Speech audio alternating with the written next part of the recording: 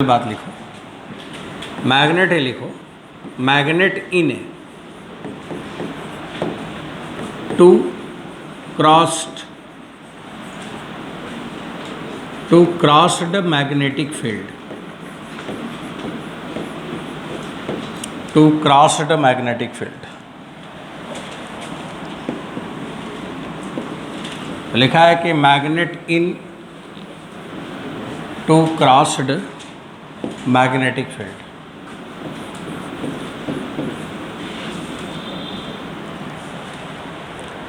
अब यहाँ पे क्रॉस्ड मैग्नेटिक फील्ड का मतलब क्या है? क्रॉस्ड का मतलब दो फील्ड 90 डिग्री पे है। अब उसका एग्जाम्पल चित्र नीचे दिखाऊंगा, आप देखिए। जैसे एक मैग्नेटिक फील्ड हमने इधर बनाया और एक बच्चों मैग्नेटिक फील्ड इधर है और एक मैग्नेटिक फील्ड इधर है, ये क्रॉस्ड मैग्नेटिक फील्ड हो गया। अब इस वाले फील्ड को मान लो कि हमने B2 कह दिया और इस वाले फील्ड को हमने B1 कह दिया। अब दो फील्ड है, B1 और B2 दो फील्ड है और दोनों फील्ड किस एंगल पे है? 90 डिग्री पे हैं। और हम इन दोनों फील्ड के बीच में क्या रख रहे हैं? मैग्नेट को रख रहे हैं। अब मैं मैग्नेट को रख रहा हूँ।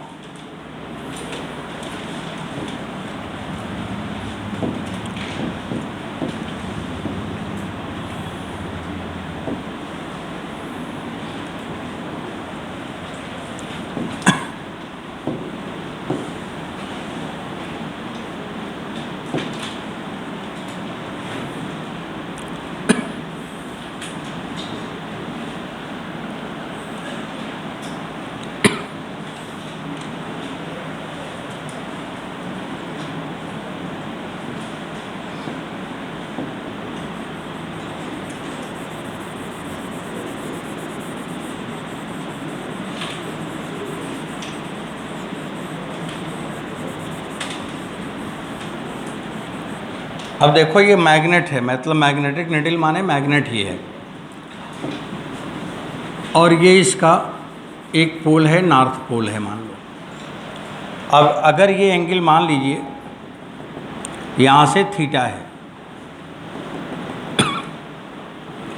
तो ये हो जाएगा 90 माइनस थीटा। अभी थोड़ा रुके रहना, अभी लिखना मत। अब ये थीटा है और ये 90 माइनस थीटा है और ये मैग्नेट इस पोजीशन पे रखा हुआ है, मतलब इस पोजीशन पे है और इस पोजीशन पे इक्विलिब्रियम में है। अभी इक्विलिब्रियम में क्यों है? क्योंकि नेट टार्क क्या होगा? 0 होगा। अब बच्चों एक तो इधर की तरफ टार्क लग रहा है और एक इधर की तरफ टार्क लग रहा है। इधर की तरफ जो टार्क लग रहा है वो लग रहा है MB साइन 90 माइनस थीटा, सही है। और इधर की तरफ जो टार्क लग रहा है, इधर की तरफ MB2 और साइन थीटा। नहीं समझ आया क्या? हमने 90 डिग्री पे इसीलिए तो रखा है ना कि वो इक्विलिब्रियम में हो जाए। एक अपनी ओर खींचेगा, एक अपनी ओर खींचेगा। तो जो ये हमेशा नॉर्थ साउथ में रुकता था, हमेशा एक ही फील्ड के डायरेक्शन में रुकता था, अब वो कहाँ रुकेगा? दोनों के बीच में रुक जाएगा। और दोनों के बीच में किस एंगल पे रुकेगा वो निकालना चाह रहा हूँ। तो अगर ये इक्विलिब्रियम में है तो अब आप टार्क इसमें बराबर दिखाओगे, टार्क इक्वल होगा। तो टार्क क्या लिखा जाना है? MB2 साइन थीटा बराबर MB1 कॉस थीटा। M से M कैंसिल हो गया तो ये आपको मिला B1 बराबर B2 टेन थीटा। अब इस कॉन्सेप्ट से हमने बनाया एक डिवाइस और वो है टेंजेंट मैग्नेटोमीटर। टेंजेंट मैग्नेटोमीटर या इसी का नाम है डिफ्लेक्शन मैग्नेटोमीटर। डिफ्लेक्शन मैग्नेटोमीटर ये डिवाइस है, प्रैक्टिकल डिवाइस है। ये डिफ्लेक्शन मैग्नेटोमीटर बनाया। अब वो इसके कॉन्सेप्ट पे बना हुआ है। इधर एक टार्क लगा है, एक इधर टार्क लगा है, दोनों एक दूसरे को बैलेंस किया है और अगर बैलेंस हो गया किसी एंगल थीटा पर, तो वहाँ पे दोनों फील्ड में हम रिलेशन डेवलप कर लेंगे। आपके एग्ज़ाम में कई बार सवाल पूछा है, लिखा है कि दो मैग्नेटिक फील्ड 90 डिग्री पे है और उसके बीच में एक मैग्नेट है, पहले वाले फील्ड से 30 डिग्री पे इक्विलिब्रियम में आ गया, तो बताइए कि मैग्नेटिक फील्ड का रेशियो क्या है। वैल्यू आ जाएगा। एक फील्ड दिया है, दूसरा फील्ड पूछेगा, एंगल दिया रहेगा। आप अपने PYQ को देखें जाके, तो ये सब सवाल बहुत ज़्यादा पूछा, यही पूछा ही जाता है। ये ज़्यादा इसलिए पूछा था कि आसान है, जो थोड़ा सा भी पढ़ा होगा, थोड़ा सा भी सिंसियरिटी रखा होगा, उसको आ रहा होगा। ये सब आसान सवाल है, मुफ्त के सवाल हैं। तो बच्चों ये हुआ इसका। इस पे कौन सा डिवाइस बना है? टेंजेंट मैग्नेटोमीटर या डिफ्लेक्शन मैग्नेटोमीटर। आपको याद आ रहा होगा जब स्कूल में पढ़ते थे तो उसमें आता था 10A सेटिंग और 10B सेटिंग। नहीं याद आ रहा है? तो जिनको नहीं याद आ रहा है याद करें, याद आना चाहिए था। इसका मतलब आप लोगों ने किताब ही नहीं खोला है कभी। ये सब दिखना चाहिए। चलिए ठीक है, हमारा कहने का मतलब ये नहीं कि आपका मैं बोल रहा हूँ कि नहीं खोला होगा, ये लैब वेब में नहीं गया होगा, कोरोना की वजह से बच्चे वैसे भी नहीं पढ़े थे, तो यही सब कारण था। लेकिन ये बहुत फेमस एक्सपेरिमेंट है और ये बहुत एग्ज़ाम में पूछा भी गया है। एम्स के पेपर में पूछा गया था कि 10A सेटिंग में मैग्नेटोमीटर का आर्म किधर होता है, ईस्ट वेस्ट में कि नॉर्थ साउथ में। अब किधर होता है, अब चलो हम बताने जा रहे हैं। अब इसका यूज़ क्या है उसको समझो। यहाँ तो डिवाइस का काम हो गया। कोई अगर आपसे पूछे कि 90 डिग्री पे कोई भी मैग्नेट इक्विलिब्रियम में है इस एंगल पर, तो मैग्नेटिक फील्ड का रेशियो क्या है, या एक फील्ड देकर दूसरा फील्ड पूछे तो निकाल लोगे, या दोनों फील्ड की वैल्यू दे दे तो थीटा का मान पूछे तो निकल जाएगा। यही है टेंजेंट मैग्नेटोमीटर का कॉन्सेप्ट, इसे तो ध्यान रखना है। अब इसका यूज़ क्या है उसको समझाते हैं। टेंजेंट मैग्नेटोमीटर नीचे लिखो, यूज टू मेजर। इसका यूज़ क्या है, इसको क्यों पढ़ रहे हैं? यूज टू मेजर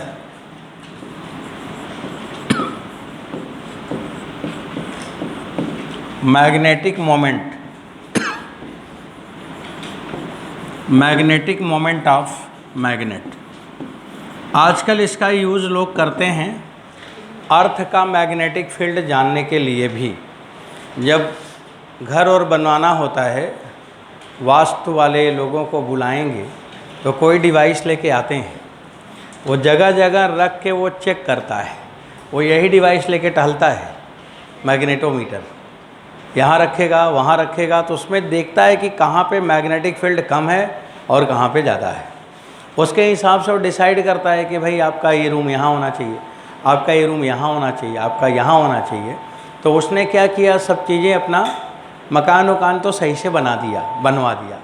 अब रहने वाला इंसान भी सही होगा तो उसके लिए फ्रूटफुल है ना। वो तो अपना सही से इन्वायरमेंट तो कर दिया। जैसे पेरेंट का काम क्या है, उनका अपने धर्म का तो वो पालन कर रहे हैं, आपको पढ़ा रहे हैं, आपको सारी सुविधाएं दे रहे हैं, वो तो अपना कर रहे हैं। लेकिन अगर आप भी चाह लेंगे तो आपका जीवन अच्छा हो जाएगा, आप बहुत बड़े इंजीनियर डॉक्टर बन जाएंगे। लेकिन जब आप ही नहीं चाहेंगे तो वो कितना भी अच्छा आपको इन्वायरमेंट दे दे, क्या फ़र्क पड़ता है।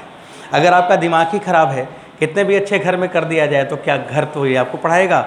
हाँ, लेकिन वो माहौल उन्होंने दे दिया कि तुम्हें ये प्रॉब्लम ना हो। तो वही बात है। तो जब हम मकान बनवाते हैं तो वास्तु वाले लोग ये मैग्नेटिक फील्ड अर्थ का निकालते हैं और निकाल के वो चीज़ों को ठीक करते हैं कि कहाँ तुम्हारा क्या जगह होना चाहिए, जिससे कि ये सब ठीक कर दिया जाए। तो वो डिवाइस को मैग्नेटोमीटर कहते हैं। और उस पर हम एक सवाल लेने जा रहे हैं जो लिखा है मैंने, use to measure magnetic moment of magnet. ये इसका काम है। बच्चों अब देखो यहाँ पे दो सेटिंग है। एक होता है 10A सेटिंग,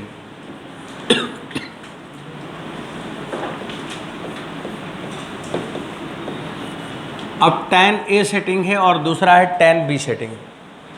और इसमें पूछा जाता है कि tan A सेटिंग में आर्म किधर होना चाहिए? तो बताओ, ABCD पढ़ते हैं तो पहले A आता है कि पहले B आता है? पहले A आता है, ठीक। अब 4 दिशाएं होती हैं, पहले क्या नाम आता है? East west. इसका बस धीरे धीरे पढ़ो। ईस्ट वेस्ट आता है, तो ईस्ट वेस्ट आता है और पहले ए आता है और पहले ईस्ट वेस्ट आता है।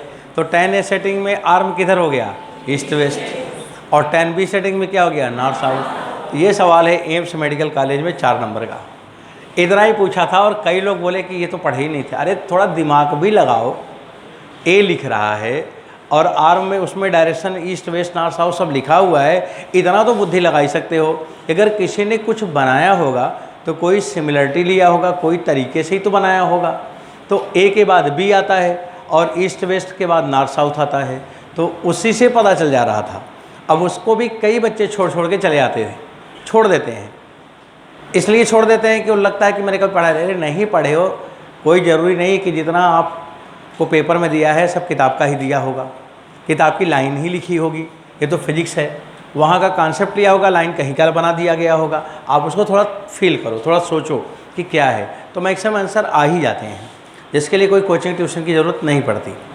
अब हमें ये नहीं बताना है कि आर्म किधर होगा, हमें ये बताना है कैसे काम करेगा। अब आगे बढ़ाते हैं बच्चों। अभी आप लिखेंगे नहीं, मेरे को कंप्लीट करने देना आप।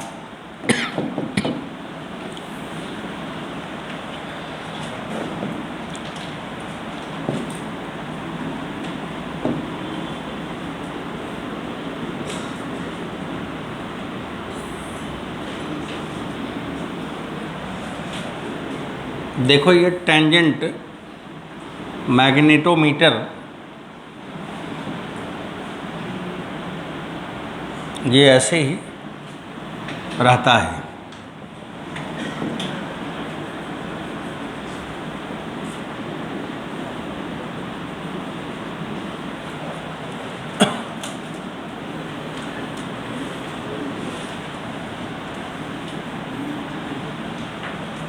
इधर की तरफ अर्थ का मैग्नेटिक फील्ड है नॉर्थ, अर्थ लिखा हुआ है, और हमें 2 फील्ड को कैसे करनी है? 90 डिग्री पे रखनी है। और यहाँ पे मैग्नेटिक निडल होगा यहाँ पे। अब हमें मैग्नेट को रखना है इसी आर्म पर, और इसको जब देखोगे तो इस पर तमाम स्केल बना रहता है, ऐसे ऐसे डिवीज़न बना रहता है, और उसी पे मैग्नेट रखना है। अब मैग्नेट को आपको कैसे रखना है, अब ये समझना है कि मैग्नेट को आर्म के परपेंडिकुलर रखना है कि पैरेलल रखना है। अब मैग्नेट को ऐसे रखना है कि यहाँ पर 2 मैग्नेटिक फील्ड होनी चाहिए, एक तो अर्थ का हो गया और एक इधर आना चाहिए। अब इधर आना चाहिए, इधर जो एक्सटर्नल फील्ड होगा, और इधर आने के लिए मैग्नेट को इलेक्ट्रिक डाइपोल पढ़े हो, एक्सियल पोजीशन पे ये फील्ड है, एक्सियल पोजीशन है, तो एक्सियल पोजीशन पे एक्सियल डायरेक्शन में अगर फील्ड है तो मैग्नेट को कैसे होना चाहिए? इंड ऑन और ब्रॉड ऑन, तो इंड ऑन होना चाहिए, ऐसे होना चाहिए। अब मैग्नेट का इंड ऑन होना चाहिए, और यहाँ पे मैग्नेट का नॉर्थ पोल होना चाहिए, और यहाँ पे साउथ पोल होना चाहिए, और इधर नॉर्थ से साउथ की तरफ क्या, साउथ से नॉर्थ की तरफ क्या होगा? Magnetic moment. उसी मैग्नेटिक मोमेंट को पूछा है। अब आपने क्या किया? इस मैग्नेट को कहीं रखा। अब एक्सपेरिमेंट की बात है, बच्चा जब प्रैक्टिकल करता था तो ऐसे ही करता था कि उसको रखता था, कहाँ पे रख रहा है उसको, जैसे जैसे इसको खिसकाता था वैसे वैसे एंगल बदलती थी। तो एक फिक्स एंगल जब आ जाता था, जैसे 29 नहीं है 30 है, तो उस समय की दूरी वो मेजर कर लेता था।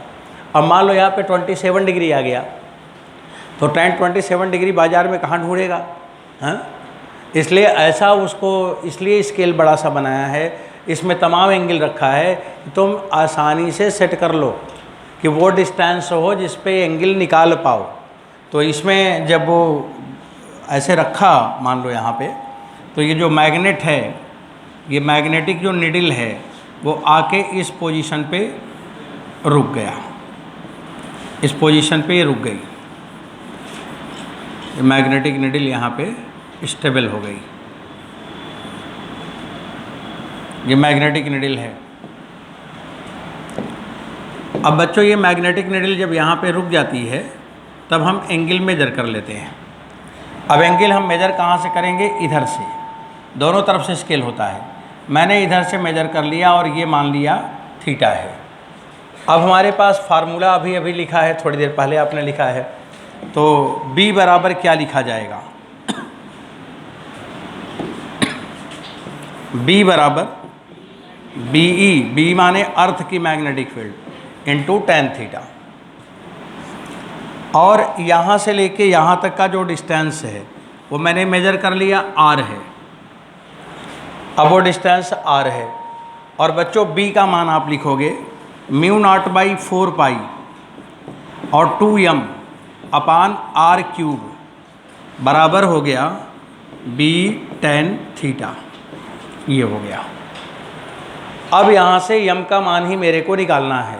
क्या निकालना है? m का मान। तो अभी m का मान आप निकाल सकते हो। अर्थ का फील्ड दिया रहेगा, सब दिया रहेगा, रख लेना, आ जाएगा। r भी दिया रहेगा, m की वैल्यू आना है, निकल जाएगा। अब ये tan थीटा हो गया। मान लो अब इसमें r गिवन होगा, थीटा गिवन होगा, m निकालना होगा।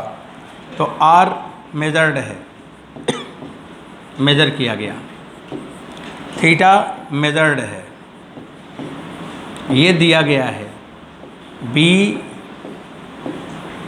गिवन है और m कैलकुलेशन करके निकालना है। तो फाइंडिंग मैग्नेटिक मोमेंट m।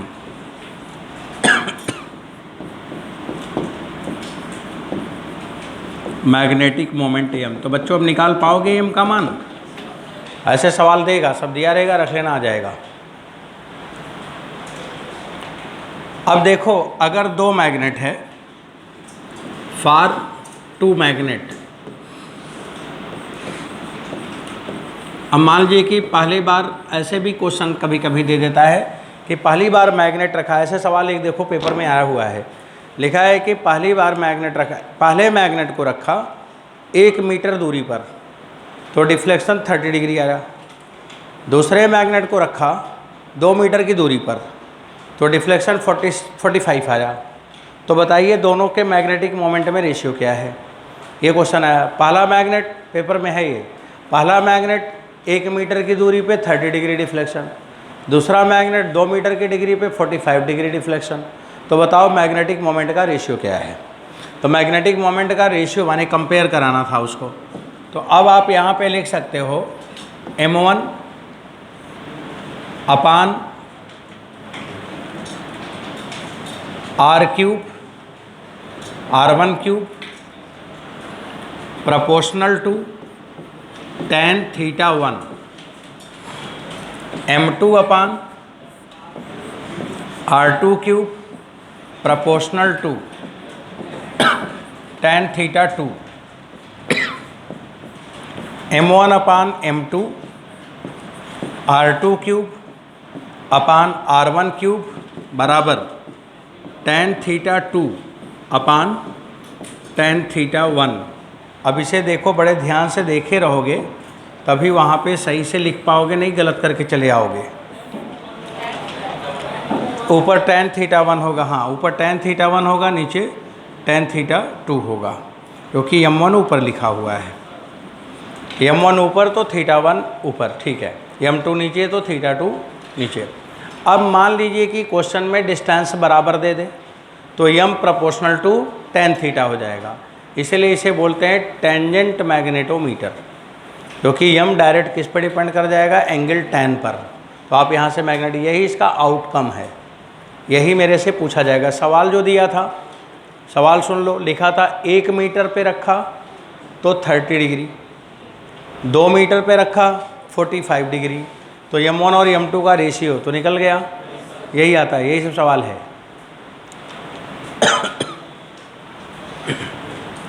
अब अगर यहाँ पे लिखा जाए r1 बराबर r2 तो m proportional to magnetic moment proportional to tan theta, और अगर θ1 बराबर θ2 तो m प्रोपोर्शनल टू r³। ये पूछा है, ये पूछा जाएगा, ये सवाल आ सकता है, इसी साल आएगा। ध्यान रखना इसको कि अगर इक्वल डिफ्लेक्शन है, क्योंकि बिट्स पिलानी का एक एग्ज़ाम होता है बिट सेट का, उसमें ये पूछ लिया है। उसका पूछा हुआ सवाल अगले साल किसी न किसी एग्ज़ाम में आता है ज़रूर। उसने ये पूछा था, उसने लिखा था कि for equal deflection magnetic moment का रेशियो क्या होगा if distance is 1 and 2 ratio. तो वो 1 और 2 में दिया था, तो मैग्नेटिक मोमेंट 1 और 8 हो गया। तो ये हम प्रोपोर्शनल, यही दो रिजल्ट है बच्चों। ये कॉम्पिटिटिव स्टूडेंट के लिए है और इसके पहले की पूरी कहानी स्कूल स्टूडेंट के लिए है। आपसे यही कोई बात पूछ लेगा, ये भी नहीं पूछेगा, ये पूछेगा नीचे वाला, या तो इक्वल डिस्टेंस देकर डिफ्लेक्शन से पूछ लेगा, और या इक्वल डिफ्लेक्शन देकर डिस्टेंस से पूछ लेगा। क्योंकि उसमें आसान चीज़ पूछा जाता है और ऐसी चीज़ पूछा जाता है कि बच्चा ये जानेगा तभी ये पाएगा, इसलिए वो कभी नहीं पूछेगा, वो यही पूछेगा। बोलेगा कि कम से कम इन्फॉर्मेशन हो और बड़े से बड़े फार्मूलेशन का पार्ट हो। ये सिलेबस होता है हमारे कंपटीशन का कि सवाल में इन्फॉर्मेशन कम हो और फार्मूलेशन ज़्यादा रहा हो, उसको पूछो। तो बच्चों ये रिजल्ट तो हो ही गया। अब tan A सेटिंग मैंने डिस्कस कर दी, अब आप tan B सेटिंग भी लिख लो, बना लो। चलो tan B सेटिंग भी लिख देता हूँ। अब आप पढ़ेंगे tan B सेटिंग।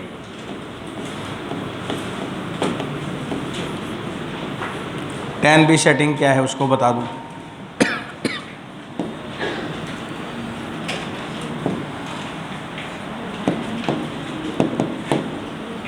देखो इसमें ये आर्म है, नॉर्थ साउथ में रखा गया है,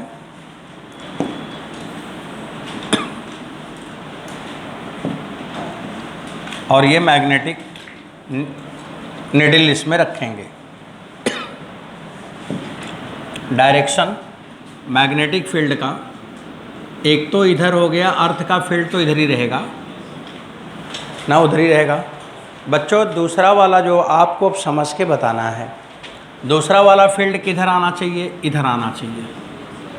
अब यहाँ आ जाओ, यहाँ पे अर्थ का मैग्नेटिक फील्ड इधर है, दूसरा मैग्नेटिक फील्ड इधर आना है, इधर ही आना है।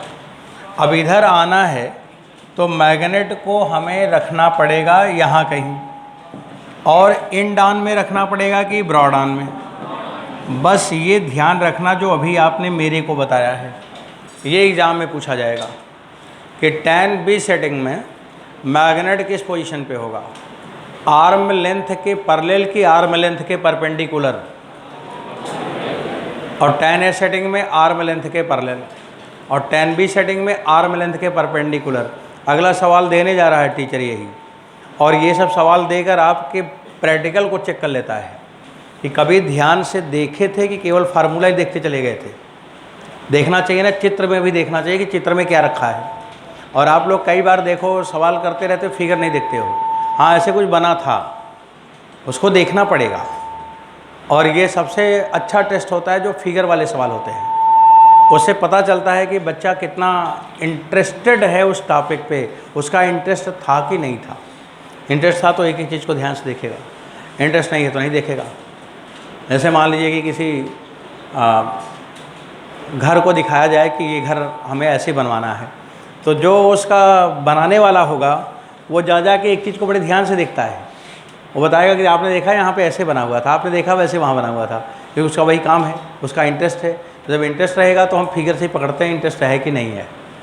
तो ये ध्यान रखना है। क्या मैंने बोला, tan A सेटिंग में मैग्नेट आर्म के पैरेलल और tan B सेटिंग में मैग्नेट आर्म के परपेंडिकुलर। तो पहले पैरेलल है, बाद में परपेंडिकुलर है, पहले A है, बाद में B है, पहले ईस्ट वेस्ट है, बाद में नॉर्थ साउथ है। ये सिमिलर रिजल्ट है ना तीन, इसीलिए तीनों को ध्यान देना है कि कौन कैसे है। अब बच्चों लोग चलो इधर सुनो। अब आपको एक बात बतानी है, इसमें नॉर्थ किधर होगा और साउथ किधर होगा। अभी एक समस्या और है, क्योंकि मैग्नेटिक मोमेंट के एंटी पैरेलल होगा। तो इधर क्या होगा, साउथ होगा, और इधर क्या होगा, नॉर्थ होगा। मान लो परपेंडिकुलर आप जान गए, तब वो बोलेगा कि साउथ किधर है, नॉर्थ किधर है, हाँ ये भी हम कर देगा ना। तो नॉर्थ किधर है, ईस्ट में, और साउथ किधर है, वेस्ट में। ऐसे ही तो है। अब मैग्नेटिक मोमेंट इसका इधर होगा, तो मैग्नेटिक फील्ड एंटी पैरेलल हो गया। ये एंटी पैरेलल हो गया। अब मैग्नेटिक मोमेंट के एंटी पैरेलल होता है, जैसे डाइपोल मोमेंट था उसके एंटी पैरेलल था, तो एम इधर हुआ तो मैग्नेटिक फील्ड इधर हुआ। क्लियर हुआ? ये इन्फॉर्मेशन अब कंप्लीट हो गया। एक्सपेरिमेंटल जो इंजीनियरिंग वाले हैं उनके एग्ज़ाम में तो आना ही आना होता है। उनसे तो पूछेगा ही पूछे, उनको तो छोड़ता ही नहीं है, उनसे तो पूछा ही जाएगा। उनसे तो सारा एक्सपेरिमेंटल ही पूछा जाता है, इसलिए उनके फिजिक्स के सवाल ज़्यादा गलत हो जाते हैं। गलत होने का रीज़न यही होता है कि ज़्यादा एक्सपेरिमेंटल पूछ लेता है। सब एक्सपेरिमेंटल पूछेगा कि तेरे को एक्सपेरिमेंट ही करना है, तू क्यों नहीं पढ़ के आ रहा। तो बच्चों ये बात हो गई। अब जब चलो इधर बढ़ते हैं। अब इसमें आपने निडल रखी, मैग्नेटिक निडल रखा, और ये जो है निडल जो है ऐसे बना लो। अब इधर आके सेट हुआ। अब एंगल आप कहीं से भी मेजर कर लो। अगर यहाँ पे देखो, मैंने अर्थ के फील्ड से एंगल मेजर किया है। मैंने क्या बोला, इसमें एंगल दोनों तरफ से स्केल होता है, लेकिन हम मेजरमेंट एंगल कहाँ से कर रहे हैं, अर्थ के फील्ड से। ये भी ध्यान देना है कि हमारा एंगल का मेजरमेंट कहाँ से हुआ है, नॉन फील्ड से, जो फील्ड हमें पता है वहाँ से मेजर हुआ है। अब आप इसे जब लगाओगे तो डायरेक्ट लिखो बी बराबर बी tan थीटा। बच्चों बी का मान मैं सोचता हूँ आप ही लोग बता देते। μ0/4 रुको 1 मिनट, वहाँ पे 2m लिखा था, ठीक है। अब यहाँ पे होगा μ0/4, 2m नहीं m अपान r³ बराबर b tan थीटा। बस ये डिस्टेंस r है। अब आप फिर लिखोगे m upon r³ proportional to tan theta. कुछ नहीं बदलेगा, सब वही है, बस a और b नाम बदला है, सवाल थोड़ी बदलता है। सवाल में तो वही आना है, बात भी वही आनी है, बस a और b नाम बदलता है। अब आप लिखेंगे m1 अपान m2 r2³ अपान r1³ बराबर tan थीटा 1 अपान tan थीटा 2। फिनिश। बच्चों आपका ये भी काम ख़त्म हो गया। अब आप इसके बाद लिखिएगा अर्थ मैग्नेटिज्म। देखो एक्सपेरिमेंट वाला ये पॉइंट 2 कंप्लीट कर दिया मैंने। अब इसे आपने थोड़ा सा देखा और चीज़ें दिमाग में आ गया। अब एक बार भी ऐसे सोच लोगे बैठ के, तब भी सवाल सही हो जाएगा। और नहीं तो अगर 2 सवाल 1 सवाल दे देता तो छूट जाता, गलत हो जाता। और जिसको कोई कोचिंग में नहीं पढ़ाया जाता है, कहीं कुछ नहीं बताया जाता, ये मैं ही बताता हूँ। ये सब कोई कोचिंग का टीचर नहीं पढ़ाता है। ये बोला जाता है कि भाई तुम लोग इसको प्रैक्टिकल थोड़ा देख लेना, लेकिन हम ये मान के चलते हैं कि आप कुछ नहीं देखेंगे, इसलिए हम पूरा पढ़ाते हैं, क्योंकि हमें कुछ छोड़ना नहीं है। हम पढ़ाने की आदत है ना, मैं पूरा पढ़ाता हूँ। अभी भी जैसे नीट के लोग पूछ रहे थे कि हम लोग सर कब तक मेरी क्लास चलेगी, तो 10 अप्रैल से तो पहले कोई कंडीशन नहीं है कि क्लास बंद हो। फिजिक्स की क्लास 10 अप्रैल के पहले तो 9 अप्रैल होगा नहीं, वो 10 अप्रैल से 15 हो जाएगा, लेकिन 10 से 9 नहीं होगा। ये तो एकदम क्लियर कट बात है फॉर नीट स्टूडेंट। आईआईटी वालों की आज आखिरी क्लास है, और इसके बाद अपना उनका कोर्स ख़त्म हो चुका है, यही लास्ट लाइन चल रही है। आईआईटी के जो बी और सी बैच के लोग सी बैच के लोग हैं, उनके क्लासेस जितने काम की चीज़ें हैं वो हम पहले कवर कर रहे हैं। बाकी आपका जो नीट वाले लोग हैं वो तो नहीं सोचेंगे कि उनको मैं पहले छोड़ दूंगा, वो तो सोचे ही ना। अब उनकी इच्छा है कि वो क्या करेंगे, लेकिन मेरी इच्छा जो है मैंने बता दिया। अब हम क्या पढ़ाएंगे, अब आप सोच भी रहेंगे जब ख़त्म हो जाएगा तब क्या पढ़ाएंगे, देखना क्या पढ़ाएंगे, कुछ तो पढ़ाते ही रहेंगे।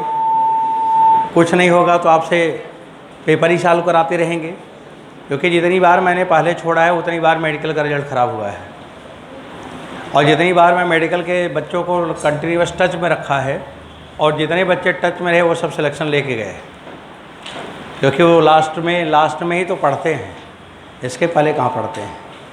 और इसके बाद अभी जब इतना बहुत सारे लोग जो अभी देखो, कई ऐसे भी स्टूडेंट होंगे जो मान लो क्लास में नहीं हैं, अभी उनके यहाँ फ़ोन करके पता लगाओ तो अभी वो सो रहे होंगे या अभी वो सो के उठ रहे होंगे, है ना। वो धीरे धीरे वो क्या हो जाता है, वो उनके दिमाग में नेगेटिविटी भर जाती है।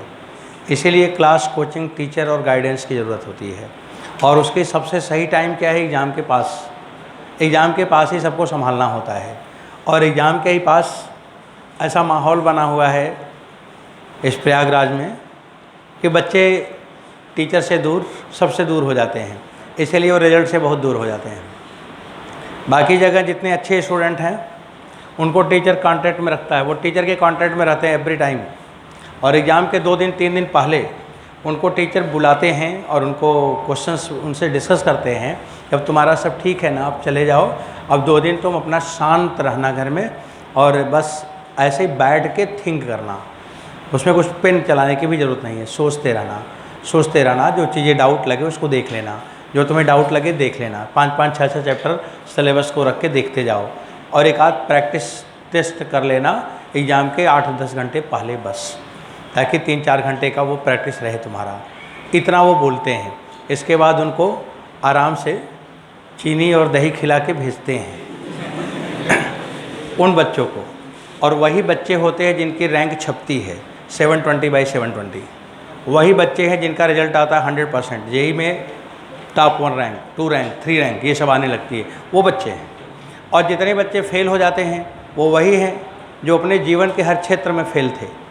कोचिंग किए थे, वहाँ भी फेल थे, पूरी कोचिंग नहीं कर पाए, फेल्योर है कि नहीं है। अगर आप पूरे रास्ते नहीं चल पाए तो क्या है, फेल्योर है। आपने पूरा कोचिंग क्लास नहीं कर पाया, क्या है, फेल्योर है। आपने पूरे जीवन के आनंद नहीं उठा पाया, जीवन का फेल्योर है। तो अगर आपने पूरा काम नहीं कर पाया तो फेल्योर है। क्यों फेल्योर हुआ, क्योंकि कॉन्फिडेंस नहीं था, मन में बल नहीं था। इसलिए मनोबल ऊंचा रखना होता है, मन में शक्ति रखनी होती है, तब हम किसी चीज़ को पा सकते हैं।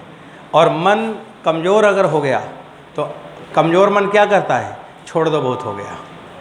कमज़ोर मन से एक ही बात आती है, छोड़ दो, छोड़ दो, छोड़ दो, हरदम छोड़ दो। अगर जहाँ पे छोड़ दो आ रहा है बार बार, इसका मतलब उसका मन बहुत कमज़ोर है, वो किसी काम को भी नहीं करेगा। देश के लिए कोई काम करना होगा तो छोड़ दो,